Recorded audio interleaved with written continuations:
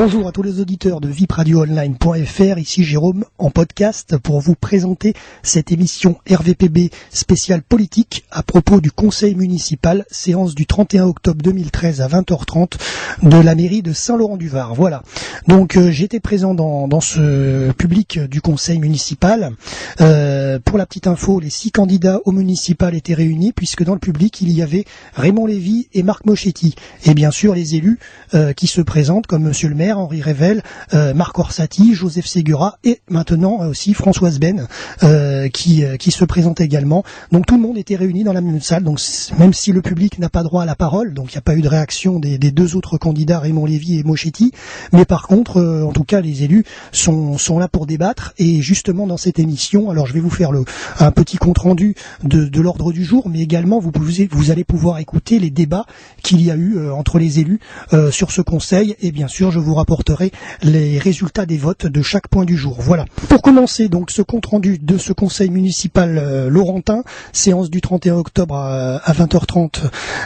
Alors déjà pour mémoire, désignation d'un secrétaire de séance. Petit B, approbation du PV de la séance du 19 septembre 2013. D'ailleurs, si vous n'avez pas écouté notre compte rendu du 19 septembre, n'hésitez pas à y aller sur notre blog dailymotion.com/reportage VIP, vous pourrez l'écouter. Ensuite, Monsieur le maire annonce que la prochaine date du conseil municipal n'est pas fixée, car maintenant il faut l'accord de la métropole pour pouvoir faire les conseils municipaux. Donc pour l'instant pas de date. Ensuite, petit C, Monsieur Mayen rapporte la lecture des décisions. Voilà. Et à ce moment-là, juste après, il y a une prise de parole de Françoise Ben, qui faisait partie de l'équipe municipale et qui maintenant mène sa propre route. Et donc elle explique, parmi les conseillers municipaux, elle explique sa candidature. Et d'ailleurs, pour petite info, Madame Corveste est avec elle. Donc, est avec elle assise à côté. Voilà, donc elle fera partie de sa liste. Alors, nous allons écouter Madame Ben. Merci de me retirer de votre majorité. En effet, constatant que la politique municipale actuelle que vous menez, Monsieur le maire, n'est plus performante ni ambitieuse, c'est sans amertume que de ma part, que je reprends ma liberté pour porter le projet d'une ville forte de ses atouts et à l'écoute de ses concitoyens pour les prochaines élections municipales de 2014. J'ai pris donc la décision de me présenter aux élections. Et je suis entouré de femmes et d'hommes motivés, dont les valeurs me rejoignent et sont comme les miennes et en synergie avec la population laurentine. Je tiens à remercier les différents services qui m'ont accompagné tout au long de mes mandats. Le service de l'animation, de la petite enfance et du personnel, composé d'agents professionnels, à l'écoute et dévoués au service de la population. J'ai eu beaucoup de plaisir aussi à travailler avec la direction générale et avec les chefs de service, compétents, très sensibles à la notion de service public et avec lesquels, quotidiennement, j'ai partagé un engagement dans l'intérêt général. J'ai tenu à travailler avec eux jusqu'au bout pour les accompagner sur des dossiers majeurs, et maintenant je reprends ma liberté, mais toujours au service des Laurentins. Je pars pour une nouvelle vision de Saint-Laurent, avec une nouvelle ambition. Voilà, Monsieur le maire. Merci de m'avoir laissé m'exprimer. Il y en a plein avec qui vous n'avez pas parlé avec plaisir, c'est moi. Après, c'est que tout le monde soit moi. Non, mais c'est pas grave, c'est normal. Si vous allez faire une liste, vous n'allez pas dire que vous étiez bien avec moi, comment on ne pas. J'ai cité les administratifs. Ouais, bien. Non, mais c'est parfait. Aucun problème.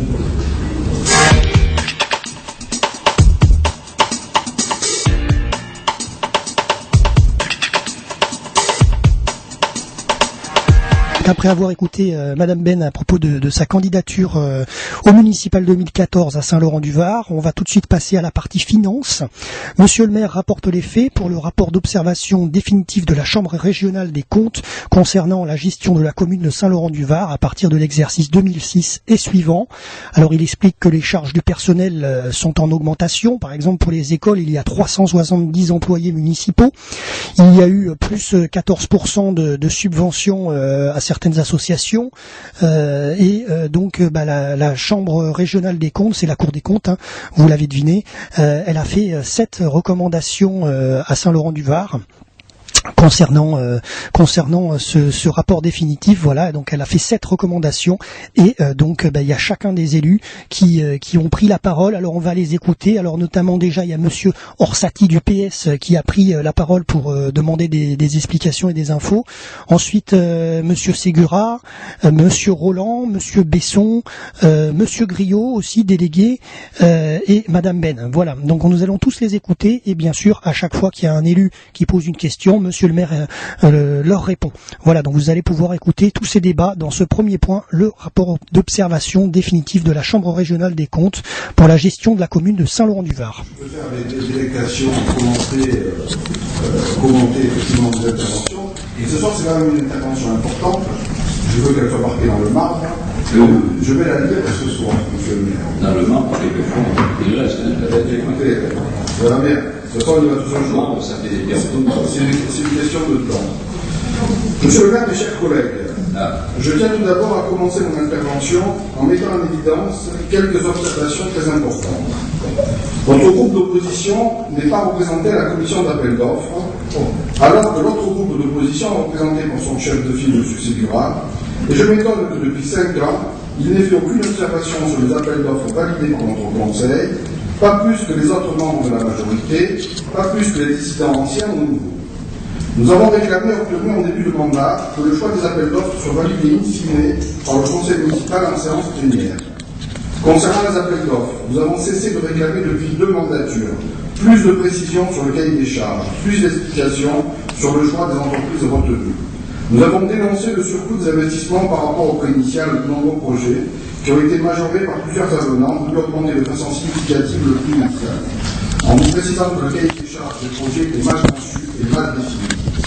Concernant la casque, nous avons été le seul groupe d'opposition à ne pas voter les rallonges de subventions, à ne pas voter la délégation de service public, à faire des propositions concrètes en débat et en commission pour améliorer le fonctionnement de l'association et défendre les salariés, à proposer concrètement que le Tennis de Montalaigne réintègre la Fédération du Stade Laurentin, qui n'aurait jamais pu quitter.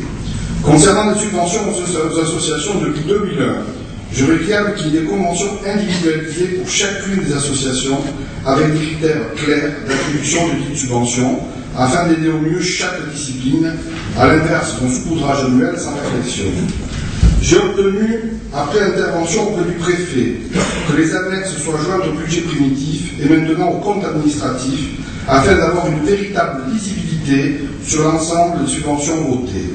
Je me suis battu au sein de ce conseil pour éviter l'intégration de Saint-Laurent-du-Var dans une communauté d'agglomération avec Nice devenue depuis métropole. Car je savais que les projets se feraient sur Nice, que nous serions complètement oubliés malgré les 16 millions d'euros versés en taxes professionnelles par les entreprises de Laurentine. J'avais proposé une communauté d'agglomération au sein de la 6e circonscription avec les basins d'emploi de Carrosse, de Broc, de Villeneuve-Loubet et Saint-Laurent-du-Var. Nous aurions été un pôle économique riche et nous aurions développé des projets. De plus, ce regroupement de communes avait un fondement historique, culturel et économique, créateur d'emplois. Malheureusement, je dis bien, tous les élus ce soir, sauf moi, ont voté le mariage avec Nice, et aujourd'hui, nous en voyons le résultat, plus de capacité d'investissement pour notre ville, et tous les projets se font sur Nice. Voilà, monsieur le maire, les précisions que je voulais apporter avant de commenter le rapport de la Chambre régionale des comptes. Concernant les prévisions budgétaires, et vous en avez par ailleurs dit quelques mots, mais je pense que vous répondrez à chacune, effectivement, à chacun de ces chapitres. Concernant les prévisions budgétaires, de 2006 à 2011, vous avez voté avec votre majorité 6 budgets d'investissement d'un montant total de 61,5 millions d'euros, et seulement 38 millions d'euros de travaux ont été effectués. Donc en termes clairs, 38,30 de l'investissement voté n'ont pas été réalisés. Cette présentation, dit la Chambre régionale des comptes, donne chaque année, à tort, l'impression de l'accroissement des investissements, alors qu'en fait, ceci diminue chaque année. Concernant la capacité d'autofinancement de notre commune est constamment négative, malgré un fonds de roulement constitué par la vente de la société d'économie qui nous permettait de construire des logements sociaux vendus pour 7 millions d'euros au Conseil général. En effet, notre ville ne dégage pas, sur la gestion annuelle, des ressources suffisantes lui permettant de financer de nouveaux investissements. les dépassements récurrents du coût des travaux, voire des abandons, ont été constatés, entraînant d'importantes dépenses pour la commune. L'amélioration du calibrage du respect du montant de nos projets, sans dérapage ou augmentation constatée par des avenants successifs, permettrait de réaliser des gains substantiels nécessaires pour améliorer la capacité d'autofinancement aujourd'hui négative. Concernant la dette qui reste inférieure à la moyenne du Strat, en raison de la faiblesse de la capacité d'investissement, la capacité de désendettement de la commune a tendance à s'accroître en termes d'années de remboursement, car nous sommes passés en 2006 de 8,6 années de prévision de remboursement à 21,7 années en 2011, dû au double effet d'une augmentation, c'est l'effet ciseau, de l'encours et d'une diminution de l'épargne brute. Donc le rapport précise que pour faire à moyen terme face à cela, à la nécessaire capacité d'autofinancement, la commune risque de devoir arbitrer entre le niveau des investissements nouveaux, le niveau des charges de fonctionnement et une augmentation de la fiscalité. Et je rajouterai comme commentaire le manque de financement de la métropole qui pénalise durablement Saint-Laurent-du-Gard. Sur les ressources humaines, comment ?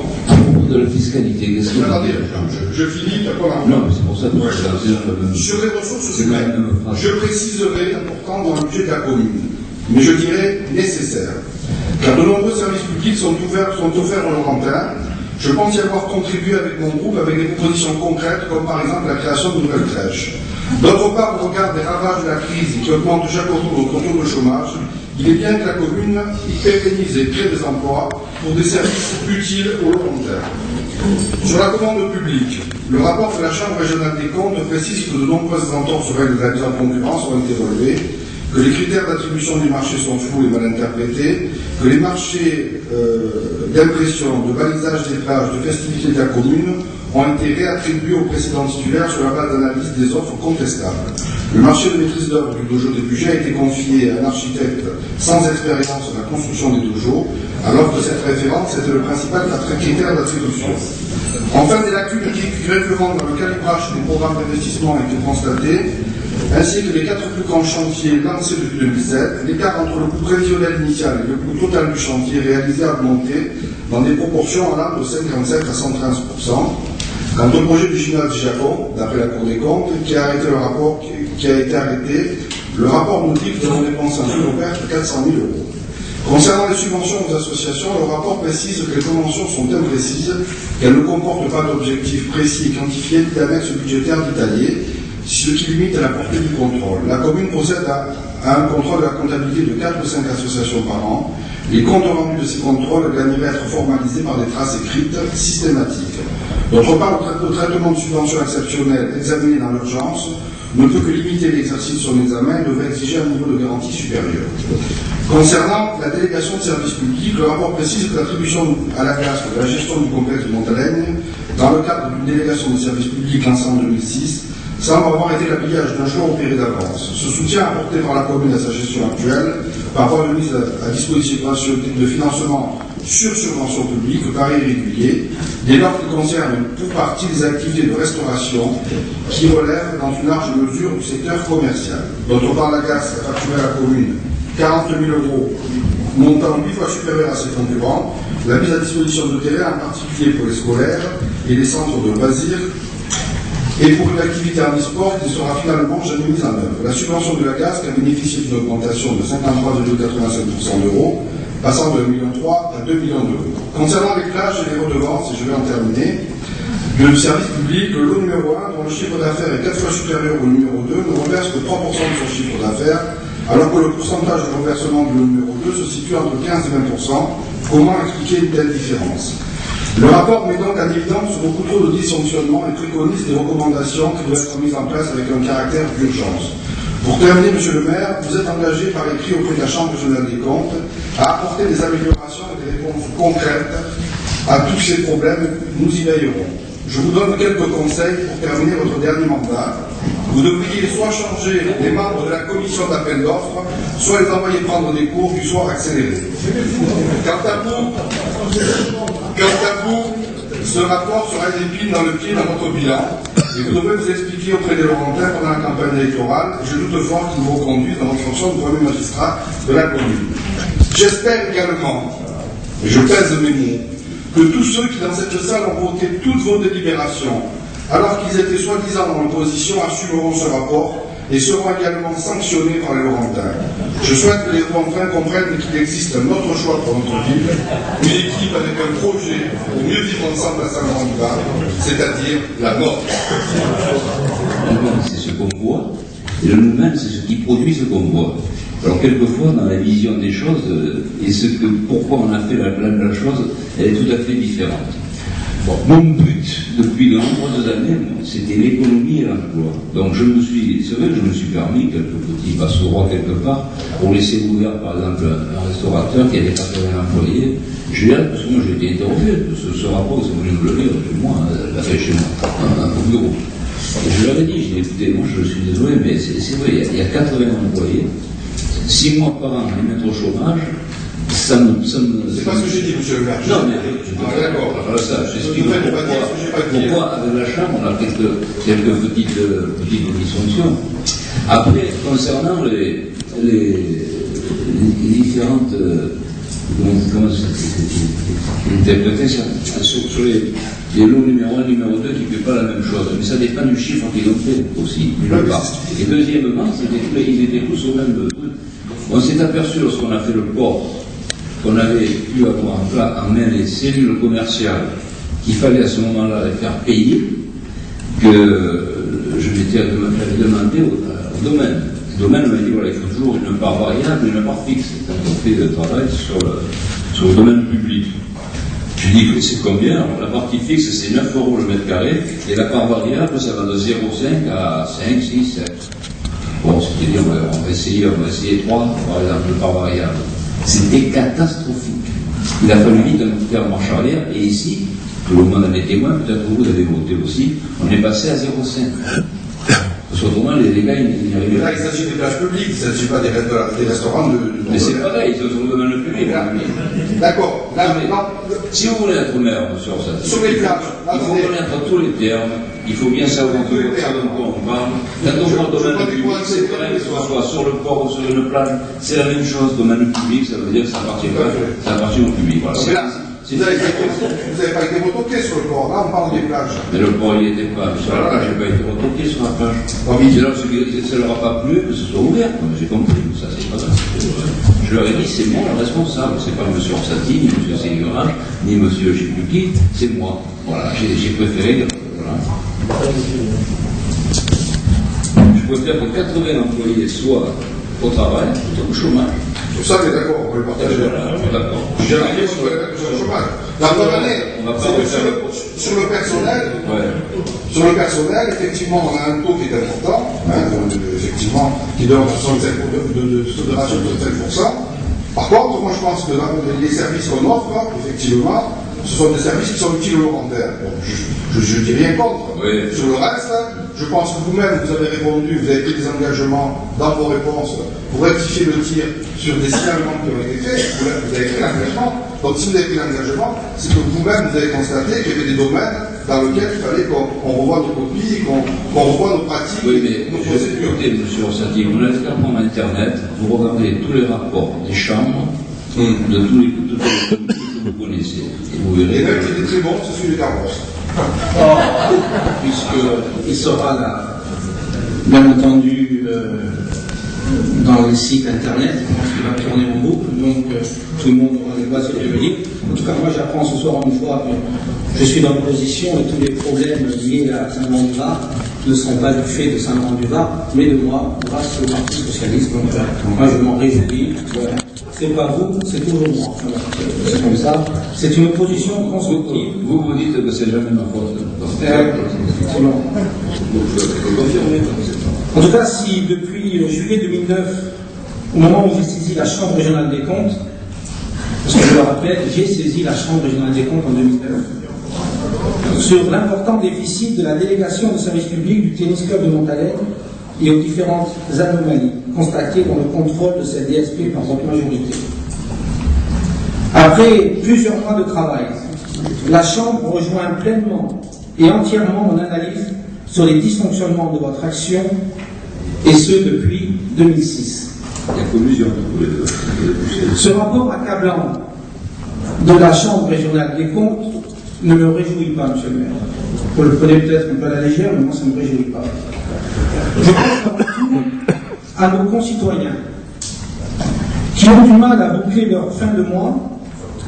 Et quand je vois tout ce gaspillage d'argent public, comme le souligne la Chambre, je trouve ça indécent. Citez-les, parce que j'ai pas vu qu'on avait de l'argent gaspillé, monsieur Sigura. Comment vous savez dire ça? Ben alors, 400 000 euros, oui, ce sont les seuls.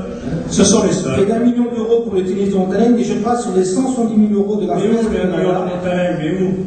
Vous avez, et vous êtes content. Vous avez attention, Sigura. 1 million, vous vous rendez compte?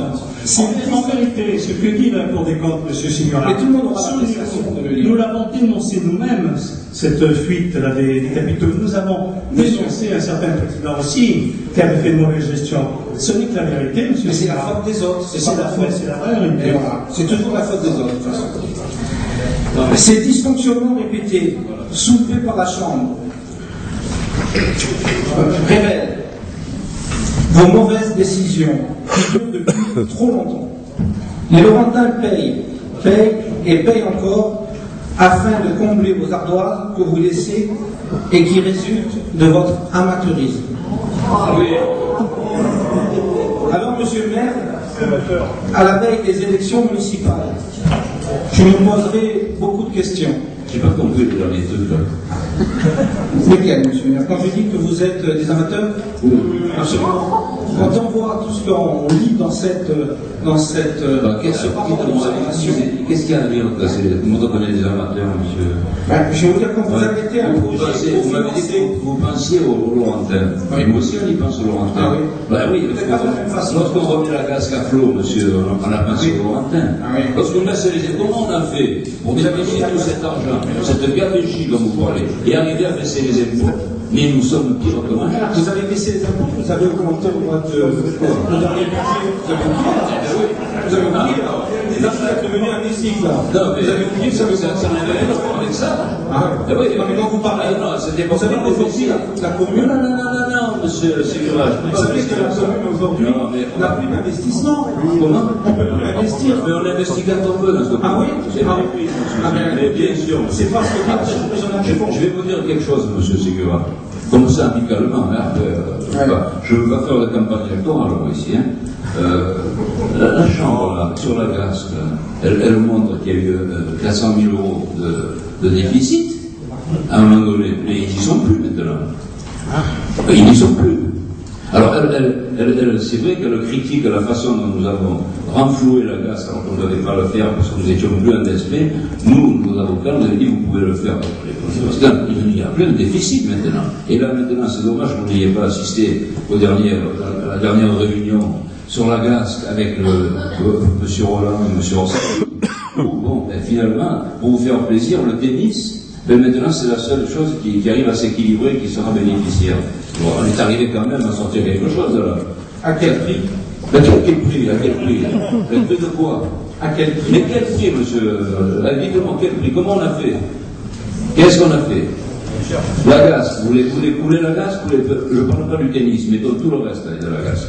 À l'heure actuelle, il y a dans tous les centres, M. Roland Bourdin en parlait tout à l'heure, il y a des pertes d'adhésion dans les centres. C'est normal, il y a des gens qui ont moins d'argent, il y a moins de trucs, c'est pour ça. Alors après, maintenant, quand j'écoute votre programme, les impôts, il va falloir augmenter de 90 000 %, comment pour vous en sortir encore? C'est une petite ouvrage, on l'apprend. Le gars, il vient, il travaille pendant un an, boum, il y a la crise, et je m'aperçois que nous n'arriverons pas à faire fonctionner ces gymnases. On a déjà 65% de charges de personnel, on ne peut pas l'augmenter maintenant, vraiment on a la faillite totale. Je les arrête. Je préfère arrêter 10 millions de travaux et des investissements et du fonctionnement beaucoup plus tard, et perdre 400 000 € sur le moment, alors que bon, ils sont là pour aller reprendre après, plutôt que de dire on va continuer, et on va augmenter les impôts sans arrêt, et on va faire rester, on va payer comment tout ça? Voilà. Et si vous lisez le rapport de la Chambre, c'est sûr, mais il faut l'interpréter aussi, monsieur Simon. Mais on l'interprète. Par rapport à cette interprétation, je conclurai. Lorsque je lis sur votre bulletin municipal l'expression de votre groupe, en parlant de vous, et je cite, votre clairvoyance dans la conduite des affaires communales, tout particulièrement en matière financière et fiscale. Alors moi je me demande si vous et votre équipe municipale ne prenez pas les Laurentins pour des idiots. Je vous laisse le soin de deviner, monsieur. J'ai perdu mon téléphone. Si ça se dit, la chance de la monsieur Ségurat. Je sais pas, c'est une feuille. Une feuille. Qu'est-ce qui est écrit sur la feuille? Alors vous avez qu'à prendre l'argent du contribuable et vous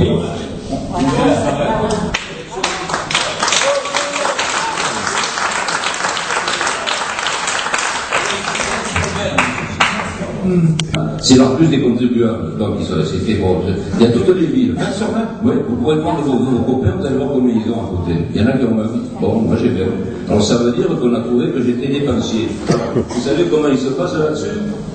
Si la note est de 20, la santé financière est excellente. La dette souvent maîtrisée et les dépenses équilibrées par rapport aux recettes. Une situation saine de gestion, un bon père de famille. Ce qui vous plaît pas, je le sais, mais c'est comme ça. Voilà. Ça veut rien dire, ça. C'est vrai. Alors, bien sûr, ils n'ont pas vu le prix de la chambre. Ils vont vous laisser la note, hein, sur Monsieur, la durée d'extension de la dette. Si vous voulez, de le prochain budget, on la passe à 9 ans. C'est simple. L'extension de la dette, vous savez comment ça marche? Pour la durée de vie de la dette. L'extension de la dette, c'est par exemple, si vous ne faites plus d'investissement pendant combien de temps vous allez mettre pour que la dette s'éteigne? Ben, il suffit d'augmenter l'autofinancement et de diminuer l'épargne brute, et puis ça y est, vous gagnez 15 ans. Voilà. C'est qu'on s'est accroché pendant un certain temps en signalant ici, à un moment où il y a eu beaucoup d'embrouilles, beaucoup de bruit pour rien, beaucoup de remous, beaucoup d'écume, beaucoup d'insultes, des séances ici à peine supportables. Le reproche principal qui était fait, c'est qu'à ce moment-là, la commune avait perdu tout contrôle sur le fonctionnement de la GASC, de gré ou de force. Cette situation-là a été dénoncée, on l'a dit, on l'a redit, on l'a répété, et puis vous avez décidé la mise en place de cette commission qui s'est encore réunie mardi dernier, et au cours de ces différentes commissions, petit à petit, la commune a reçu des informations, plus ou moins fractionnaires, plus ou moins complètes en fonction du temps, ce qui nous a permis petit à petit aussi de remettre le grain de sel, gros grain de sel de la commune, dans la gestion de cette opération. Et je pense que ça, c'est bien un des soucis. Je ne vais pas rentrer dans une polémique de bas étage, mais simplement rappeler que la GASC doit être sous le contrôle de la commune, que c'est vrai que ça va nous poser des problèmes juridiques, mais qu'il n'empêche que, au moment où ceci n'a plus eu lieu, on est allé à la catastrophe que vous connaissez, la catastrophe relative sur le plan financier. Voilà, c'est tout. Puisque vous avez fait référence à la réunion de mardi, c'est grâce à ces réunions-là que nous avons tenues, sur lesquelles on a commencé à soulever quelques-uns des coins du doigt pour essayer d'aider la GASC à se remettre à peu près d'aplomb. Voilà. Moyennant quoi, personnellement en tout cas, je ne regrette pas que la GASC ait continué à survivre. Ce que je regrette, c'est qu'effectivement, ça a eu un coût pour la commune. Et ça fait partie des coûts qu'on aurait peut-être pu éviter. Monsieur Roland, moi je ne crois pas. Si on passe à notre système préconisé par la Chambre, c'est pas 2 millions qu'on va mettre, c'est 6. Oui, ce n'est pas ce que je suis en train de dire. Voilà, nous avons toujours su que nous étions dans une position plus ou moins juridiquement, politiquement, on a fait comme on pouvait, avec ce qu'on avait, mais depuis la naissance de la GASC, juridiquement, c'est pas ça. Si on veut prendre au pied de la lettre ce que demande la Chambre régionale des comptes, aussi bien, parce que là, il parle de la cafétéria de Montalais, au hasard. Parce que à la glace, il n'y a que le tennis, pour la Chambre des comptes, c'est bizarre ça. Le tennis, oui, les autres centres, ils ne savent pas, ils sont pas allés au centre antique, il paraît qu'il y en a une de cafétéria aussi, mais je ne sais pas, c'est pas ça. Bon. De toute façon, mes enfants, moi je vais vous dire, c'est soit on arrive de temps avec certaines choses, soit on se met plein pied dans la légalité actuelle, parce que là maintenant, c'est de pire en pire. Je veux dire, la charte de l'État, la charte juridique sur les communes, les associations, n'importe qui, dans cette menace de grave, on ne peut plus bouger. Là, c'est pas de 1,8% comme on augmente les impôts, c'est de 50%. Si on veut suivre toutes les recommandations de l'État. Alors bon, il faut avoir un peu de courage de dire, j'essaie de passer à côté pour faire fonctionner les choses. Parce que n'oubliez pas que nous avons sur cette commune 30% de la population qui a moins de 25 ans. Et si on ne se bat pas pour elle, alors on ne se bat pour personne. Et avec les recommandations à l'heure actuelle qui viennent de très haut, où l'État a repris la main complètement sur les la décentralisation, c'est fini. C'est une recentralisation même brutale qui est là. Et on ne s'en sortira pas, moi je me le dis comme ça. Monsieur Besson, après il y a Monsieur Rio qui voulait parler aussi. Monsieur, nous avons constaté un dysfonctionnement disproportionné par rapport aux finances de la commune. Première observation, le climat du Japon. 400 000 euros payés en pure perte par la commune à un architecte incompétent pour ce type de projet. L'autre jour, les minables, c'est sûr. Pour moi, c'est les 400 000 euros qui comptent, qui sont perdus. Deux observations. La subvention de la crème. 70 000 euros attribués pour la réalisation de la FREX, sans aucune définition du financement. Ayant eu un doute, j'ai envoyé 2 lettres recommandées pour la vérification du compte. J'ai reçu une lettre d'insulte de la part de la présidente. Je l'ai. Troisième observation de la GAS. 2 millions d'euros de subvention en 2013, soit 3 ans, 4,5 millions d'euros au mépris du droit européen sans définir l'affectation de ces subventions. Il faut ajouter une somme de 80 000 euros en condamnation d'une employée renvoyée sans motif prouvé. La preuve, puisqu'on a payé 80 000. Ah oui, puis du tout. Je résume votre gestion à un gâchis monumental sans aucun respect des lois des marchés. Ça, je l'ai copié là. Ah oui, bien sûr. C'est bien sûr. C'est sûr qu'on lui pas trouvé ça. C'est certain. C'est certain, monsieur, mais c'est grave. Je viens de vous répondre, monsieur. Aujourd'hui, c'est très grave, aujourd'hui. L'argent du contribuable, c'est sacré, monsieur. Comment ? L'argent du contribuable, c'est sacré. C'est vous qui me dites ça, monsieur? Oui, je peux me permettre de vous le dire. Oui, non, mais parce que vous le savez certainement. Mais vous avez votre programme là sous les yeux, là, ce que j'ai. Je ne parle pas de programme. Je parle de ce qui est l'argent du contribuable qui est sacré. Oui. Quand on gère une mairie. Bon, alors, est-ce que le contribuable laurentin est lésé, monsieur? Écoutez, déjà, ça fait 480 000 euros. Et alors? C'est lui qui l'a payé, c'est pas moi, c'est vous. Comment c'est-il? Je vous ai fait partie quand même, vous avez besoin de d'impôts. Oui, avec les impôts, oui. Mais je vous ai expliqué 50 fois, monsieur. Non, non, c'est pas la peine de m'expliquer 50 fois. Moi, il y a un constat qui est là, qui est réel. Alors, je vais vous dire une chose, monsieur. Ne venez pas déjeuner avec les anciens, là. Comme ça, ça fait un repas que vous payez gratis.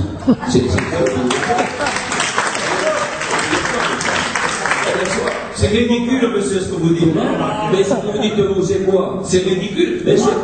Écoutez, je suis administrateur, on m'offre un repas. Mais si vous s'il faut payer, je suis prêt à payer. Je le sais que vous êtes prêt à payer. Mais moi aussi, je suis prêt à payer. Je ne dis pas que vous êtes pas prêt à payer. Mais c'est pour ça. Alors, c'est pas un reproche qu'il faut faire. Ce n'est pas valable, ce que vous dites. Monsieur, vous me parlez de ces 400 000 euros. Oui. Ces 400 000 euros. Est-ce que j'ai fait exprès de dire, bon, on les jette? J'ai préféré les laisser, parce qu'ils ne sont pas perdus. Demain, si on doit reprendre le gymnase, on a déjà fait tout, ils sont là. Alors, on ne va pas les remettre au pot. Mais les 400 000 euros, ça ne vous est jamais arrivé chez vous de dire, tiens, je vais faire une peinture, puis non, il n'est pas bien, je ne peux plus payer, je m'arrête. Ça vous est jamais arrivé? Non, peut-être pas, vous avez les moyens. Mais moi, moi ça m'est arrivé. Non mais monsieur, chaque projet s'étudie sérieusement. Et moi je vais vous dire, quand j'achète quelque chose, j'ai des sous. Donc je suis capable... Attendez, laissez-moi parler, monsieur. Ce projet, il a tellement été bien étudié qu'il nous a coûté 400 000 euros. Donc il a été étudié de A à Z. Et parfaitement, cher monsieur. Mais au moment de le faire, un an après, est arrivé ce qu'on appelle une crise qui a touché beaucoup de personnes, peut-être pas toutes, mais beaucoup. Et comme vous me dites, je ne veux pas gaspiller l'argent du contribuable, je me suis dit, maintenant, si on attaque le chantier dans un an ou deux de ces gymnases, mais on va à la catastrophe, monsieur.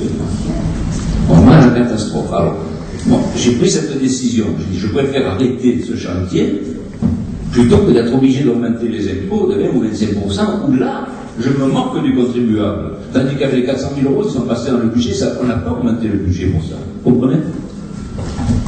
Eh oui, c'est comme vous avez raison, monsieur le maire. C'est pour ça que je suis maire. Moi, je sais pas. Je sais.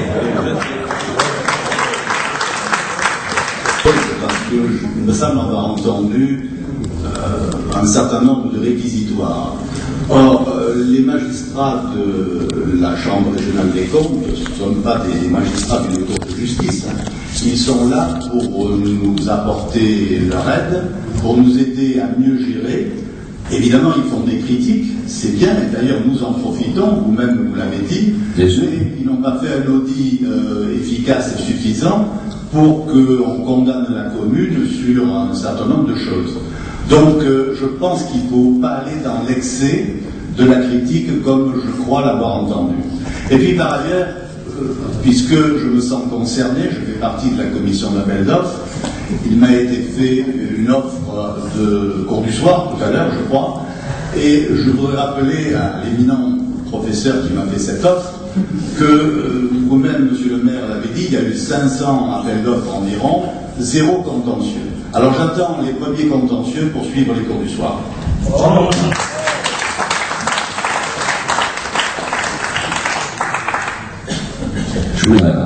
C'est charmant. Toutes les communes en ont une comme ça. Même si elle coûte 100 000 euros. Parce que le monsieur qui est à la tête de Crème, là, il mérite une médaille, vous savez. Parce que tous les week-ends, il est sur le terrain avec 150, 200 gosses, il fait leur faire du sport dans des lieux où personne ne va. Tout l'été, ils ont fait des légumes, ils ont planté des légumes, ils ont amené à la banque alimentaire et au resto du cœur. Et c'est des gamins, s'ils sont pas là, ils sont ailleurs. Voilà.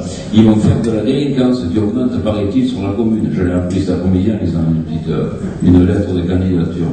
Alors que nous sommes dans la commune où la délinquance est la plus basse du département à l'heure actuelle. Et c'est grâce aux gens de l'islam.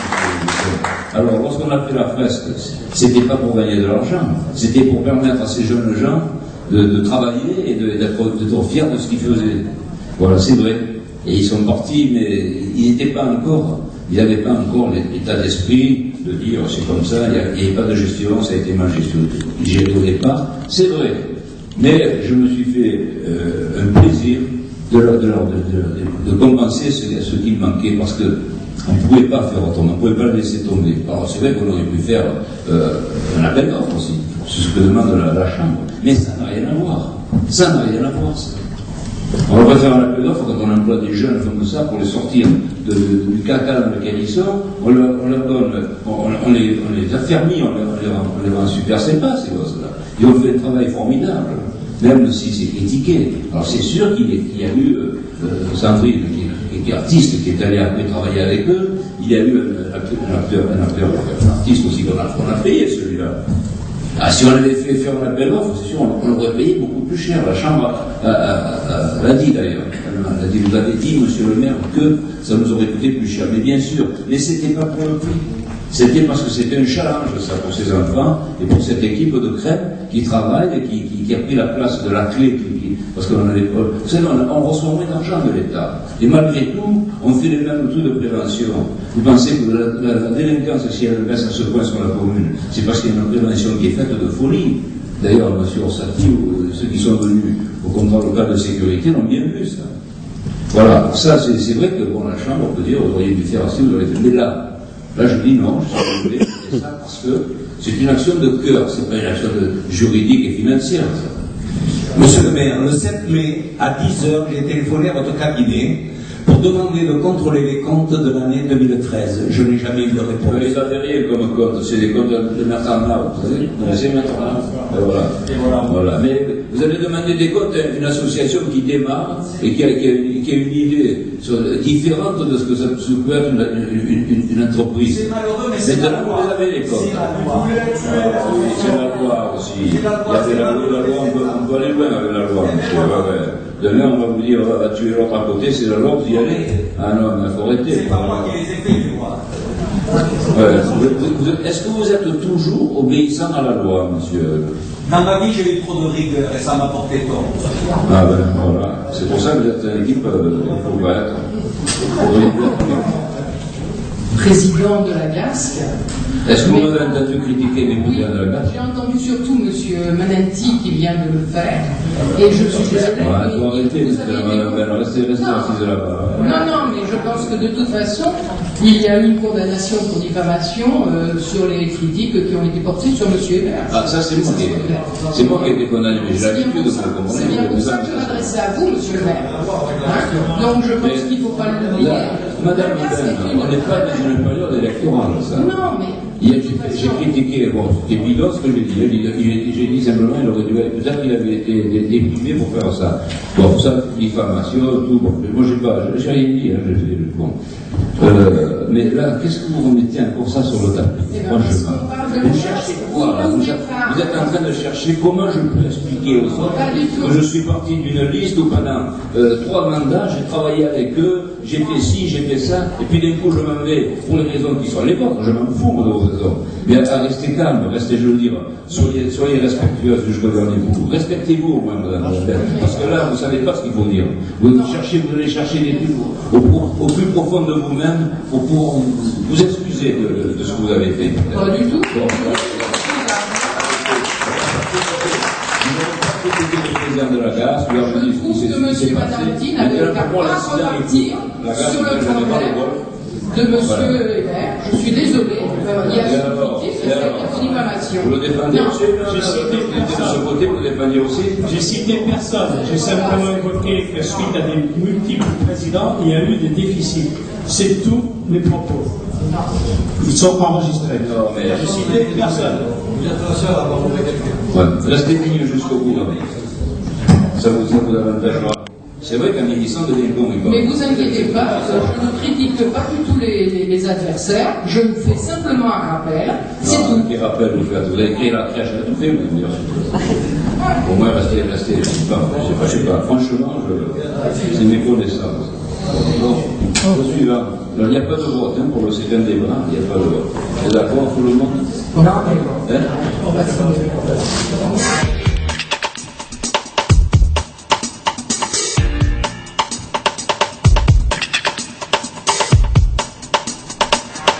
Passons maintenant à la deuxième partie de cet ordre du jour, c'est l'aménagement du territoire, avec le point numéro 2.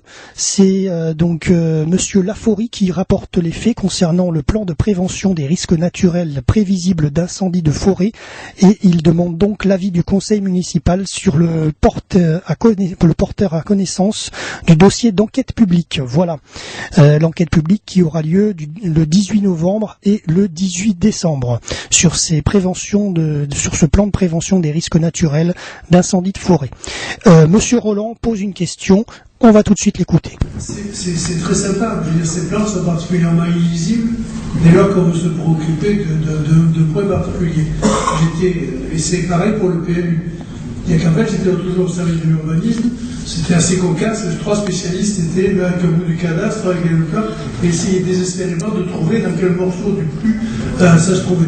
C'est-à-dire que ces plans, c'est sympa, au niveau ensemble, réglementation, il n'y a pas photo, mais très précisément, lorsque je cherche telle ou telle parcelle, on a beaucoup de mal à l'identifier et savoir si je suis limité ou pas. C'est la difficulté, je vous assure. C'est pas l'ordinateur, c'est pas faux crayon. Hein. Oui, ça m'empêche. Bon, ça c'est le premier souci.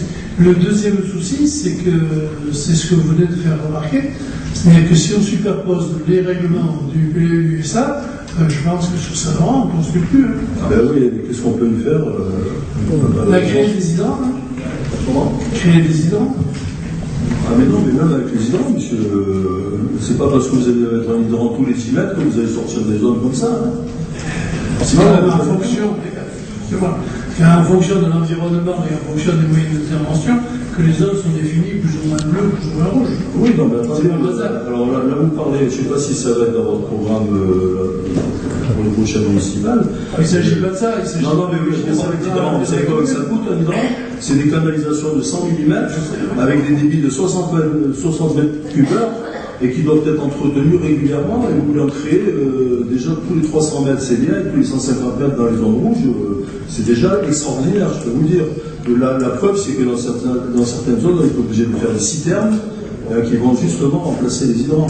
Là, je pense qu'au niveau financier, vous éclatez. Hein. Et de toute façon, ça ne changera pas le problème des pompiers. Hein. De toute façon, vous avez aussi une enquête publique qui va. Oui, l'enquête publique, je vous l'ai dit, après la concertation, 18 novembre ou 18 décembre. Donc proposer peut-être de créer des hydrants. Comme c'est la métropole qui a la compétence, je ne sais pas si le service de la métropole a les finances pour satisfaire à votre demande. Non, mais c'est vrai que. Et après, vous voyez, on nous demande de construire 30% de logements sociaux. Et voilà, et quand je dis que c'est pas facile pour toutes les communes, nous maintenant sur le PMU, sur les poteaux, c'est soit un sensible et en plus il y a le feu. Alors maintenant, mais il va y avoir l'enquête publique, les gens pourront s'exprimer. Comme ils s'expriment d'ailleurs, en ce moment il y a l'enquête publique sur le 14 000 encore. Alors j'ai pas vu. Il est venu personne, des gens qui râlent le stationnement, le TD, le maire, il a vu le stationnement payant, il a tout levé, le stationnement faux, complètement. Alors il y a une enquête publique, il faut dire à ces gens-là qui pleurent, qui distribuent, de venir dire là-bas, voilà, nous on ne veut pas. Vous verrez que déjà, ici, à la concertation, le premier jour de la concertation, on leur a dit, on n'est pas d'accord. Voilà. Alors ça aussi, je sais qu'on a un période électorale, il y a des bruits, des faux bruits. Non, il y a une association, il y a une association justement du quartier. Il y a une association du quartier de 8000. Alors on leur a écrit, ils ne répondent pas.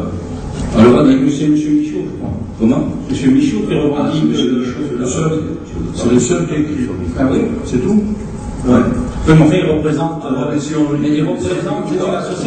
il représente un certain nombre de personnes dans le monsieur Segura. Il représente des gens qui se sont persuadés tout seuls, on leur a dit, où ils ont rêvé, que le parking serait payant déjà à 3 000, on ne le sait pas. Et qu'on allait supprimer tout. C'est vrai qu'ils ont fait dans leur projet des avenues, mais bon, ça, on n'est pas d'accord, c'est pas facile. Mais c'est la période comme ça. Alors plutôt que de venir voir là, ou d'écrire au maire, et ils font leur truc, ils font ça leur fait plaisir. Ils remuent la mayonnaise comme ça. Bon. C'est comme ceux qui disent que maintenant, il va y avoir un incinérateur sur ça. Alors je ne sais pas qui c'est qui voit ce bruit et qui distribue des pâtes dans tous les secteurs. Un incinérateur à Saint-Laurent. Et jamais le gros, j'ai écrit l'incinérateur, pas l'incinérateur. Où ça? Dans les Iscles. Ah. Voilà. Et Mathéo, en plus, on dit Mathéo, c'est l'architecte qui est d'intérêt national. Alors, il va faire l'incinérateur. Je dis ça, c'est des trucs malhonnêtes. Ça mérite des trucs pas catholiques. On peut faire une campagne électorale, je sais pas. Ça, je comprends pas.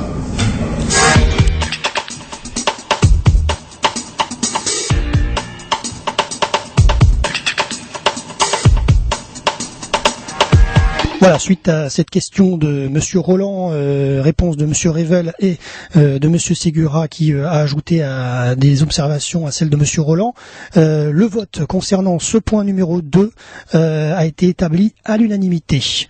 Passons maintenant au point 3, attribution d'une subvention à la société Nouveau Logis Azur pour la réalisation d'une opération d'achat en vente en état futur d'achèvement de 15 logements locatifs sociaux au 228 avenue Saint-Hubert, dont 6 logements pour Saint-Laurent-du-Var. C'est Monsieur Laforie qui nous a rapporté les éléments et le vote du conseil municipal a été fait à l'unanimité. Passons maintenant au point numéro 4, rapporté par Monsieur Laforie, attribution d'une subvention à l'entreprise sociale Nouveau Logis Azur pour l'achat en vente en état futur d'achèvement de 36 logements locatifs sociaux au 431, 451 et 509 avenue Jean Écart, donc autour des Puget, dont 20 logements seront pour Saint-Laurent-du-Var. Monsieur Segura a posé une question et derrière Monsieur Orsatti également. Nous allons écouter ces deux questions et les deux réponses de Monsieur Revel, Monsieur le maire. Exactement. Mais à côté de ça, est-ce qu'on prévoit aussi de l'aménagement des axes routiers? Demain, on va être ici dans cette commune. Vous voyez bien, 120 logements, la taille d'un seul, je pense qu'on va avoir des problèmes. Surtout dans ce quartier. Alors, vous savez, nous allons des problèmes, cher monsieur. C'est pour ça que je ne voulais pas cette construction. Et si on ne les fait pas, on aura des problèmes beaucoup plus graves derrière. C'est-à-dire qu'on reste carencé, on va payer 2 millions d'amende. Là, nous en sommes à combien d'amende? 500 Toujours? 000. Ah oui, c'est pas mal. c'est pas mal. C'est pas payer comme ça. Mais une réflexion, monsieur Segura, c'est que si il ne travaille pas avec nous, le promoteur il le fait quand même. On a des possibilités de réduire. D'accord. C'est avec ça on paye plus rien. Mais moi je trouve que d'avoir accepté de réduire de 160 à 120 et de dire la moitié en logements sociaux, moi je trouve que c'est un challenge qui a été quand même bien réussi. De toute façon, les achats complets chez Gaëtan, par exemple, au lieu de le revendre, on le redonne au bailleur social, parce que vous avez vu, on donne 294 000 €. C'est sûr que c'est déduit de la somme qu'on aurait donnée à la OSCE de fait. Je vous le dis, ça. Alors, ce que j'anticipe la question de M. Buisson, peut-être, c'est que là, on aura donc 20 logements pour le contingent de Saint-Laurent-du-Var. Voilà. Et si vous êtes de ça, depuis des années, on se plaint qu'on n'a pas de logements sociaux et on ne peut pas répondre à la demande. Depuis des années, on est carencé. Maintenant qu'on n'est plus carencé, on va se poser la question des infrastructures routières. Certes, les infrastructures routières, de toute façon, qu'on construise du social ou des logements non sociaux, le problème, c'est le maire. D'accord? C'est le maire. Attendez, je termine. C'est le maire. Donc après, l'amélioration aujourd'hui des infrastructures routières, ça dépend de la métropole de Côte d'Azur. Oui. c'était avant qu'il fallait le faire. C'est au moment où on a fait le PADD, où on a dit sur Saint-Laurent-du-Var, nous mettons à 30 000 habitants, pas plus, parce que nous n'avons pas les infrastructures qui vont suivre si on est obligé de mettre du logement. À ce moment-là, on avait la possibilité de pouvoir travailler sur des infrastructures différentes et de construire des logements lorsqu'on avait les routes. Mais on s'est fait enfler dans le flux, on a perdu du temps avec le lien, on a fait un tas de trucs, et à trop temps, on est obligé de construire des logements. Ceci étant, il y aura une sortie qui ne sera pas très éloignée, puisqu'avec le mine, il y aura une entrée, une sortie sur la 202 bis. Je veux dire, si on arrive à faire une connexion correcte, je veux dire, ça peut nous aider par rapport à ce quartier-là. C'est un petit peu la raison sur laquelle on a accepté le truc, et en plus, avec quand même ces bailleurs sociaux que nous avons reçus, là, ils sont très corrects. Oui. Il y a un comportement qui n'est pas très chez nous, mais il n'aurait plus, il s'appelle Mitterrand. Le prédéré de Mitterrand, c'est le neveu de Mitterrand. Il est très correct, il est très bien d'ailleurs. Je me dis qu'il est autrement national. Il a dit ça pour qu'on l'accepte. Donc je veux dire, c'est vrai, ce sont des bailleurs sociaux de qualité, de grande qualité. C'est très sympathique. Suite à ces échanges entre Segura, Orsatti et Monsieur le maire, eh bien la décision du conseil municipal a été de faire un vote approuvé à l'unanimité sur ce point numéro 4. Passons maintenant aux ressources humaines. Avec le point numéro 5, modification du tableau des effectifs qui nous a été rapporté par Monsieur le maire, vote établi à l'unanimité par le conseil municipal. Ensuite, le point numéro 6, Monsieur le maire rapporte les faits pour l'adoption du règlement des titres restaurants. Il explique que ça concerne 328 agents et donc leurs tickets restaurants seront de 8 € de repas sur 10 mois et que s'ils mangent à la cantine, forcément, ils ne pourront pas bénéficier de chèque déjeuner en parallèle. Voilà. Monsieur Orsatti pose une question justement à ce propos. Voilà. Il y a 3 conditions remarquées dans les cantines en termes des fonctions. Vous êtes d'accord? Oui. Les agents qui déjeunent en cantine scolaire plus de 10 jours par mois se verront retirer autant de titres restaurants que de repas qu'à la cantine. C'est-à-dire qu'en fait, le système de retrait des titres restaurants pour les gens qui mangent à la cantine, ça se déclenche au-delà de 10 repas, c'est ça? Non, c'est pas possible, on avait décidé, je crois que ceux qui mangeaient à la cantine n'avaient pas les tickets restaurant, puisqu'ils mangeaient à la cantine. Donc là, visiblement, il y a un déclenchement qui est différent. Suite à la question et la réponse Orsatti-Revel, tout de suite le vote concernant cette adoption du règlement des titres restaurants, point numéro 6 en ressources humaines, vote établi à l'unanimité par l'ensemble du conseil municipal. Passons au point numéro 7, dépassement du contingent d'heures supplémentaires. Monsieur le maire a rapporté les faits et monsieur Orsatti pose une question. Nous allons l'écouter. Jusque-là, tout va bien. Arrêter ces heures dans le cadre de ces missions, jusque-là aussi tout va bien. Lié à la bonne organisation, au déroulement des festivités. Je ne vois pas, lié au déroulement des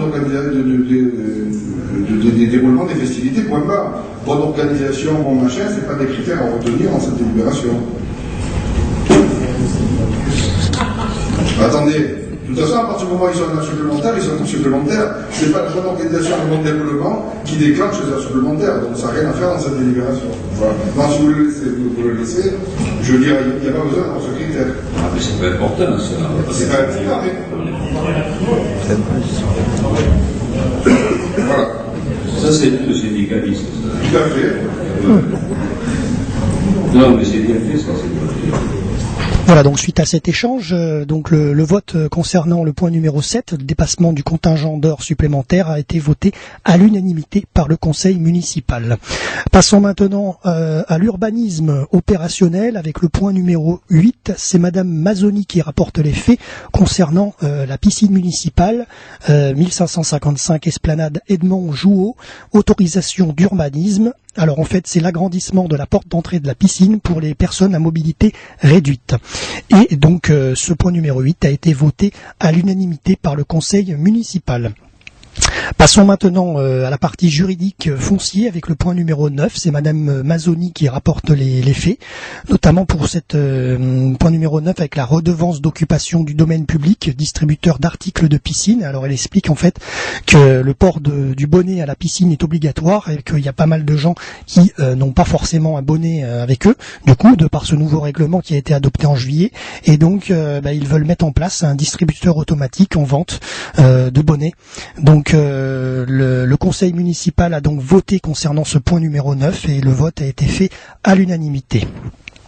Passons maintenant au point numéro 10, c'est Madame Mazzoni qui rapporte les faits concernant la servitude de passage de canalisation et de divers réseaux sur le chemin dit des Crottes entre les parcelles cadastrées section BR numéro 387 et 90 au bénéfice de la société dénommée Sophie Perle, autorisation de la signature de l'acte. Et donc le conseil municipal a donc voté et cette fois aussi à l'unanimité pour ce point numéro 10. Passons maintenant au point numéro 11, toujours dans le juridique et le foncier. C'est Madame Mazzoni qui rapporte les faits. Acquisition de la propriété des consorts Sauvego constituant les lots numéro 100 et 74 de l'immeuble Le Méditerranée, 624 boulevard Jean Ossola et cadastré section AS numéro 264. Et donc elle explique que cet appartement coûte 81 400 € en achat et qu'à l'intérieur de cet appartement, il y aura un locataire qui est déjà présent et qu'il faudra donc conserver jusqu'à la fin de son bail. Le conseil municipal donne donc sa décision et a voté à l'unanimité pour ce point numéro 11.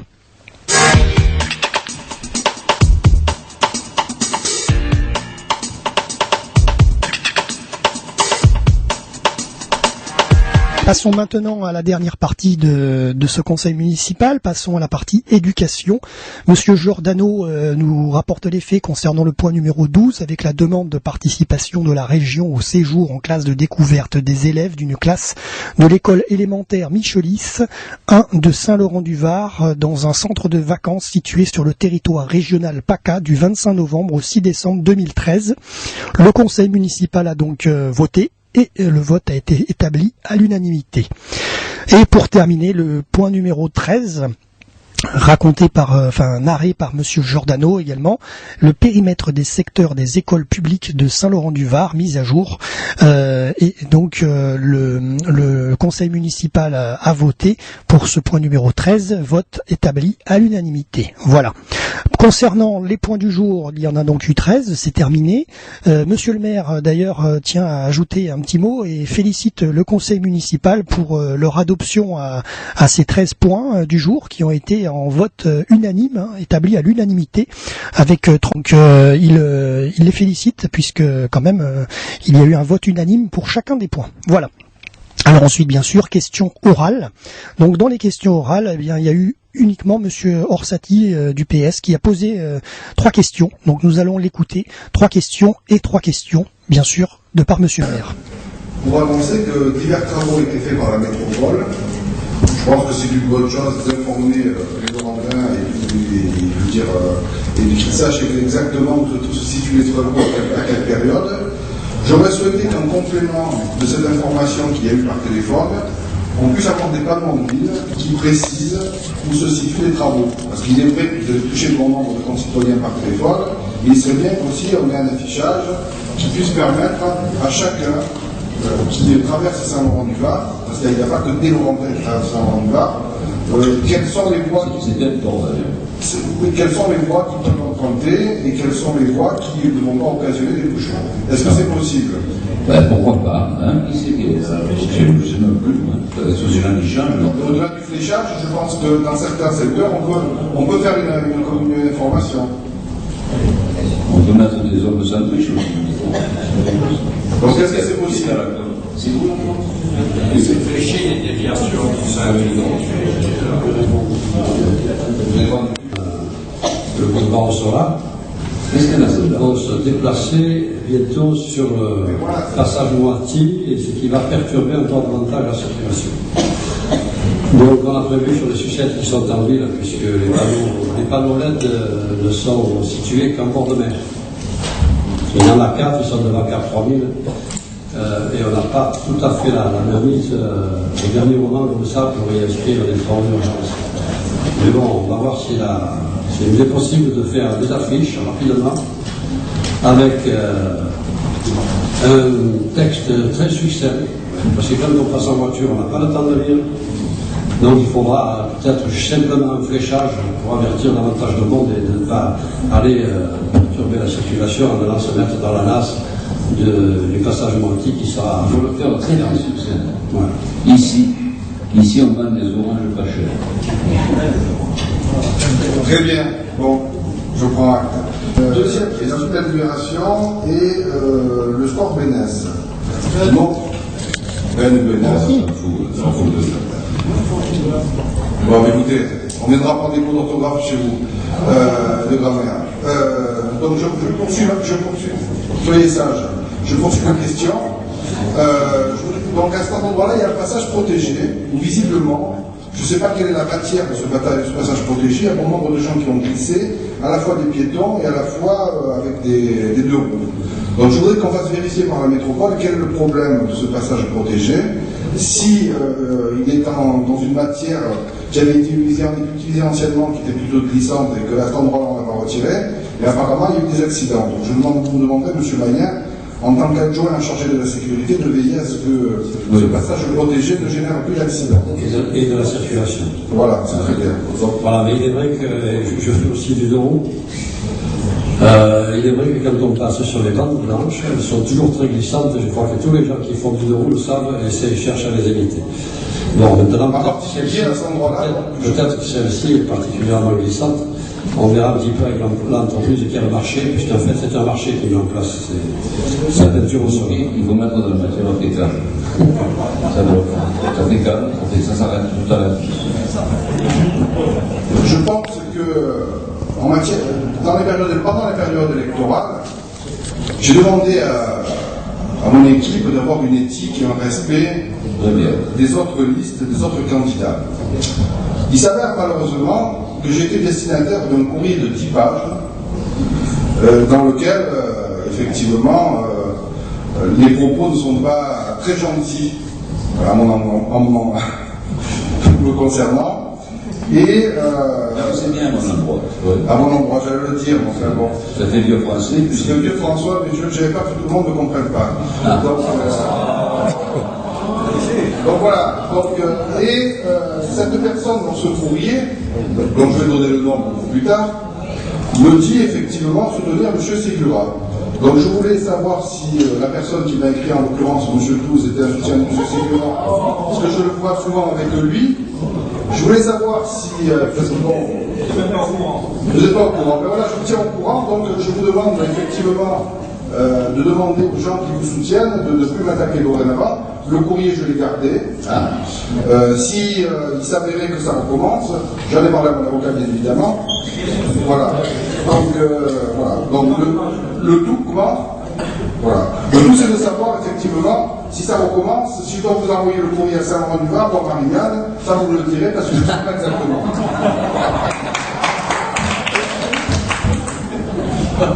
Voilà, de retour après avoir écouté ces échanges entre monsieur Orsatti et Revel concernant ces questions orales. Vous savez pratiquement tout presque sur ce conseil municipal du 31 octobre 2013 qui a eu lieu à 20h30 et donc qui s'est même terminé, je crois, à 22h40 près de mémoire.